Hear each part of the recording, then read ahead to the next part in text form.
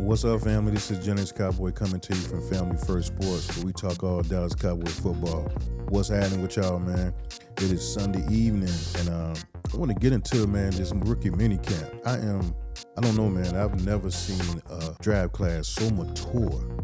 We all talked about Tyler Booker and what he brings to the table and how his mentality is, but doing more and more research on these guys, Shavon Revel and these young guys just have a mentality that I haven't heard from a lot of young draft picks. I want you guys to listen to Shavon Revel and how he talks about the coaches and his mentality moving forward. Y'all check this out.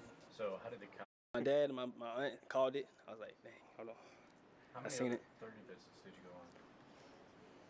I think 12. So how did the Cowboys coaching staff compare to those other visits and meetings you were on? I mean, you can't really tell if the coach is trying to sell themselves or not, but when I came to Dallas, it was the energy, man. When the cornerback coach, Coach Overstreet, all of them, defensive coordinator, safety coach, the head coach, the GM, it's just, it's a different energy, bro. I felt like I was already here. And plus, I was in Dallas for like months training. So, I already felt like I was already at home, Does coming from a smaller program put a bigger chip on your shoulder, or is it a situation where you're maxed out on motivation? You don't necessarily need I'm very self-motivated. Yeah. No, I don't care what level you play on. I feel like if you got that heart and you believe in yourself and you do what you want to do and not try to work yourself throughout other people and what they think about you, if you go out there and work and do your own thing, I feel like you will be on this level. You'll get to where you've been dreaming of.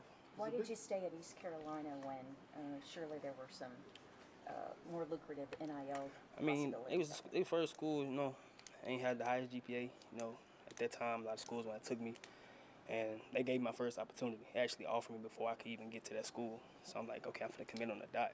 So 2023 came, a lot of people gonna look at me crazy, but like NIL, stuff like that, of course it's gonna help you, but like I like to work for my stuff. I like to work up to it, so I know I did something. Money getting handed to me, this and that, okay, it sound good, you kept your family, this and that, but my family know how I work. My family know how they work, how I operate, and I want to work for it. And ECU gave me that first opportunity, so I stayed loyal to them. Now, did you guys hear that? At a time when NIL money is basically taking over sports, and I get it. I want these young men and women to get their money, right? But it is changing the landscape of sports. You got Carson Beck, who left Georgia, top program, to go to the Miami Hurricanes because of NIL money. You got the quarterback from Tennessee, I can't think of his name off the top of my head. He had this big controversy where he wanted more NIL money. You're already making millions, but he wanted more. And he played his hand, and they released him. I'm not sure where he is now. NIL money in college sports is really taking over, and these young men are going after that dollar. And I get it. I promise you, I get it. It's just so refreshing when you come across a young man that the NIL money don't affect him. He's more loyal to the college who gave him his opportunity, opposed to taking the NIL money. He believes in hard work. He believes in working for that dollar, opposed to just giving it to him just because of his talent. I got so much respect for this cat. And I just want to say, man, to all young men, the mentality that this guy has is something that you really need to look at. And I don't want to get into the NIL money. That's a whole nother show. And I have my thoughts on that. Again, I love that the young guys are getting paid, but they're getting paid. and we need to have a discussion about that, right? But Shavon Revel Jr. showed me that it's not about the money.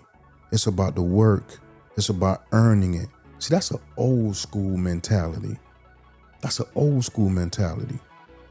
Brian Schottenheimer has done a masterful job in picking these players. You guys already know how I feel about Tyler Booker. I've made several videos on him. Here it is. We got another guy, Shavon Revel, talking the same way. And it's not just talk. It's not just fluff. You have guys who go on record and they say what they have to say.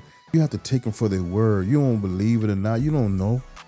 But these young men who are talking now, you kind of believe what they're saying. See, here's my thing. I can't do nothing about the past, right? I can't do nothing about the past. I can't predict the future, right? I can't do that. Only thing I can focus on is the now. And right now, I'm sorely impressed with these young men. Sorely impressed. Now, I also want to focus on the coaches.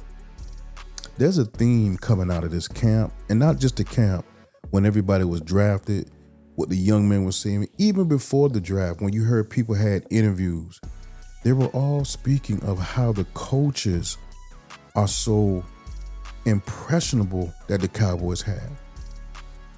Everybody wanted to come play for these coaches.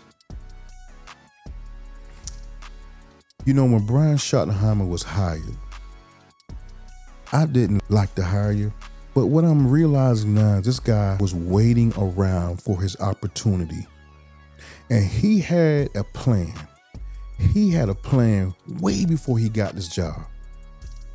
He knew what kind of coaches he wanted. He knew who he wanted as coaches, and he put a plan together to assemble a culture here in Dallas that I think is going to pay off. Again, I can't predict the future. The only thing I can go by is right now. And right now, Brian Schottenheimer is building something that could be special in Dallas.